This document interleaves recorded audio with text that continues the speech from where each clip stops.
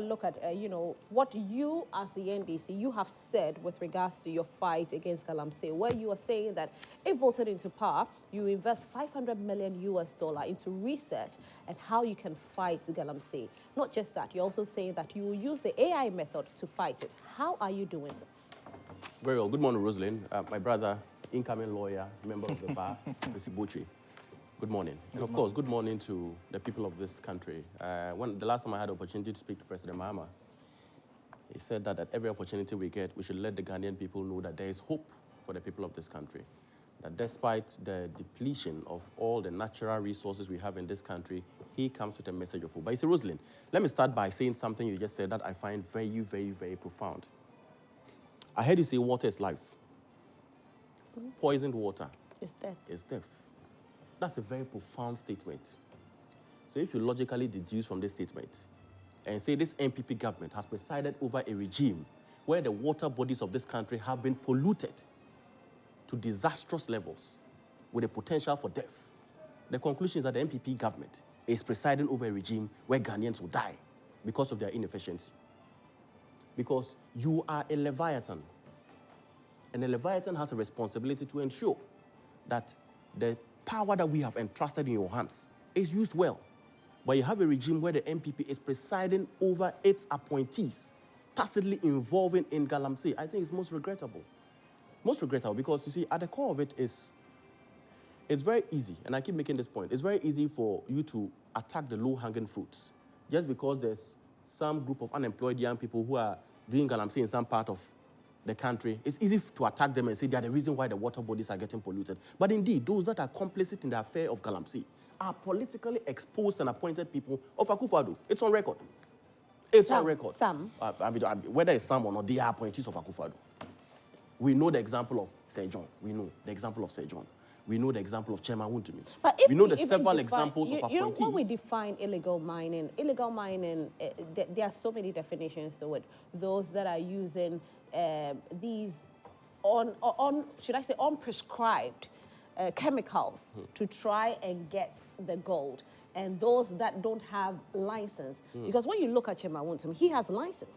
It's even, you see, beyond that, there's also the other definition of those who go to mine in forest reserves. Right. Forest reserves are, there's supposed to be a buffer. A buffer where we help to protect the climate. But unfortunately, at least there are examples of NPP exposed persons who are mining in forest reserves. That's a matter of fact. So this is a problem that has been created by the NPP. You see, mining in forest reserves, where we ended up seeing that they had the documents to it, that they were permitted to mine in these forests. I'm not aware of any permission given to anyone to mine in a forest reserve, because when you look at the EI, the executive instrument, you cannot mine in a forest reserve. You cannot. That is what the law says, because the forest reserve has deliberately been left to safeguard the climate. So if politically exposed and NPP appointees are engaged in this disappointing act of mining in forest reserves, and the consequent effect is that they are polluting the water bodies. They are polluting the water bodies. You have the responsibility to provide water for the people of this country. But unfortunately, you are the same person who is ensuring that the water gets polluted. You have all the powers of state. You deploy the military. You deploy the police. You had Galam stop and all of that. But yet it is happening.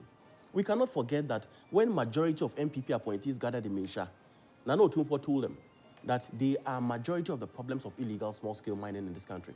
He said that. And they could not even utter a word in their defense.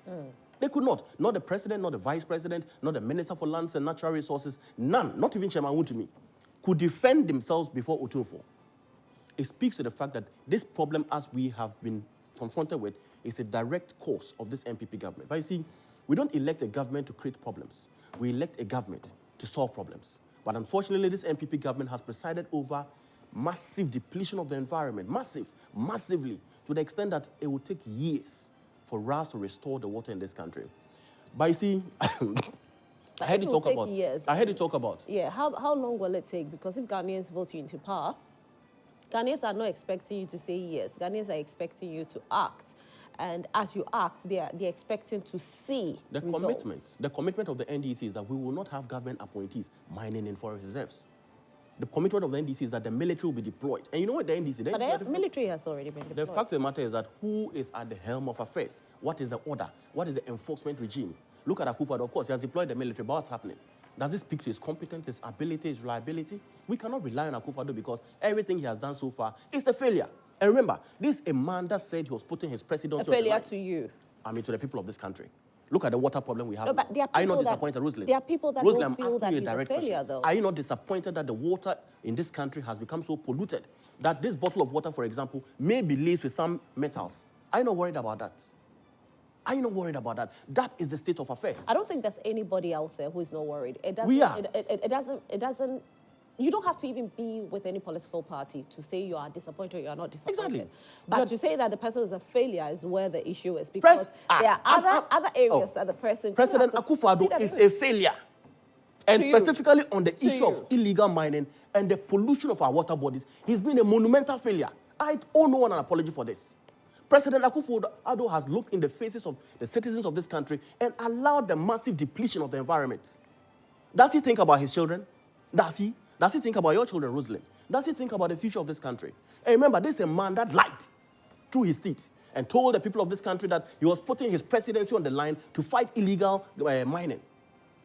If he were reasonable, and I'm using the word, if he were reasonable, if he were a man that meant his words. He is reasonable. If President Akufo-Addo meant his words. Though. If President Akufo-Addo... He is reasonable. Rosalie, I'm saying that... No, but that's the point. Because if any reasonable person will not allow the depletion of the environment at the expense of the mass of our people. Look at the babies who have... You are speaking as though he hasn't fought. You think that using the word reasonable against Akufo-Addo is a lesser crime than the cleft that's been occasioned to babies in this country? Is that what you mean? You think that people drinking water that is potentially causing cancer in their bodies is a lesser crime than calling Akufo-Addo reasonable and unreasonable?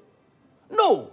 Akufo-Addo has presided over a regime where the people of this country have been treated as mere pawns. Pawns. Rather, he and his family and friends have gotten richer by the day. Richer by the day. To the extent that someone can come and say he's a governor of a certain part of this country. To the extent that someone says he's now building a palace because he's made so much money from illegal mining. If Akufo-Addo, and I'm repeating the word, were reasonable, were sympathetic, had cause to think about the mass of our people, he would have stuck to his words and then resigned. Because if you put your presidency on the line and all you have done is fail, and of course, lead Baumia in that failure exercise as well, you should be resigning in shame. You should bow your head in shame. Talking about that, you know, we